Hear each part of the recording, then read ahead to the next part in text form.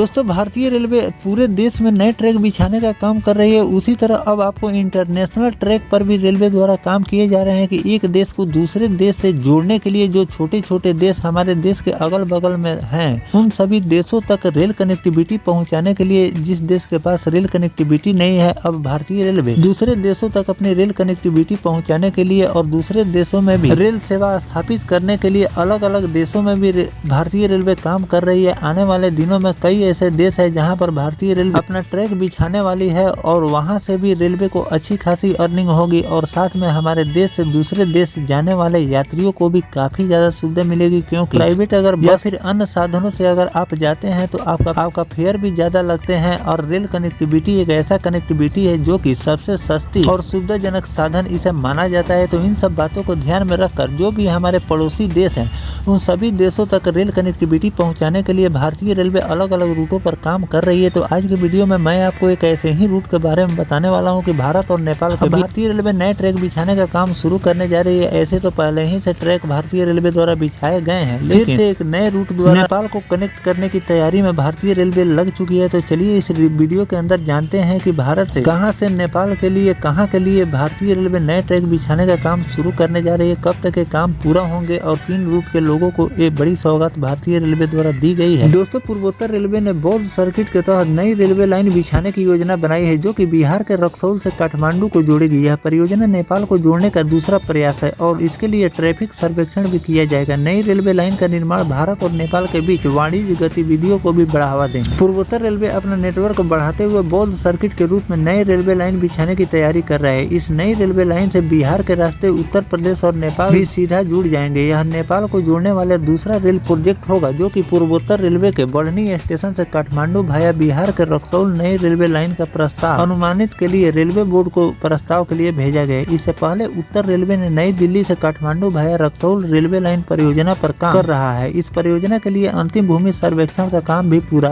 हो चुका है। विस्तृत परियोजना रिपोर्ट यानी कि DPR भी नेपाल को सौंप दिया गया है। बढ़नी से काठमांडू नई रेलवे लाइन के लिए पूर्वोत्तर रेलवे पहले ही से ट्रैफिक सर्वे करा चुका है। इस पर 54 लाख रुपए से अधिक की राशि खर्च होगी। यह कार्य निजी एजेंसी से कराई जा रही है। नई रेलवे लाइन भी गोरखपुर नरकटियागंज रक्सौल होते हुए काठमांडू तक जाएगी। ट्रैफिक सर्वे के बाद जमीन सर्वेक्षण कराया जाए। इसके बाद भी तय होगा कि नई रेलवे लाइन के लिए अलाइनमेंट कराया जाए। रेलवे बोर्ड से स्वीकृति मिलते ही DPR तैयार किए जाएंगे। इसके बाद पटरी बिछाने आदि का काम इस रूट पर आपको देखने को मिलेगा। रक्सौल काठमांडू तक नई रेलवे लाइन का लैंड सर्वे पूरा हो चुका है। नई दिल्ली काठमांडू भाया रक्सौल रेलवे परियोजना वर्तमान निर्माणाधीन है। इसके तहत बिहार के रक्सौल से नेपाल के काठमांडू तक लगभग 136 किलोमीटर लंबा रेल नेटवर्क बिछाई जाएगी। इस परियोजना की अनुमानित लागत 25,000 करोड़ रुपए बताया जा रहा है। इसका उद्देश्य नई दिल्ली को काठमांडू से रेल मार्ग से जोड़ा जाएगा। इससे भारत और नेपाल के बीच वाणिज्य गतिविधियां बढ़ेगी, साथ ही पर्यटन को भी बढ़ावा मिलेंगे। तो दोस्तों इस तरह से भारतीय रेलवे भारत और नेपाल को फिर नई रेल कनेक्टिविटी द्वारा जोड़ने की तैयारी कर रही है, जिस पर बहुत जल्द आपको वर्क देखने को मिले। इसलिए कि कोई भी नए प्रोजेक्ट को भारतीय रेलवे जब शुरू करती है तो उसमें कई प्रकार के अड़चने आती हैं। उन सभी अड़चनों को दूर करते हुए आगे चलकर नए ट्रैक बिछाने का काम आपको देखने को मिलते हैं। पहले तो सर्वे किए जाते हैं, सर्वे करने के बाद उसका DPR तैयार किए जाते हैं, साथ में उस पर टेंडर जारी होता है। टेंडर लेने के बाद आपको उस रूट पर पटरी बिछाने का काम देखने को मिलते हैं। और सबसे बड़ा अड़चन रेल ट्रैक बिछाने में आता है भूमि अधिग्रहण का, क्योंकि सबसे ज्यादा आपको भूमि अधिग्रहण में ही पेच फंसते हैं। और भूमि अधिग्रहण में जब पेच फंसता है तभी कोई प्रोजेक्ट लंबे पेंडिंग में फंस जाता है, जिससे उस रूट पर आपको वर्क देखने को नहीं मिलते हैं। रिपोर्ट के आधार पर कई ऐसे मैंने आपको रूट बताए हैं जो भूमि अधिग्रहण में पेच फंसने के कारण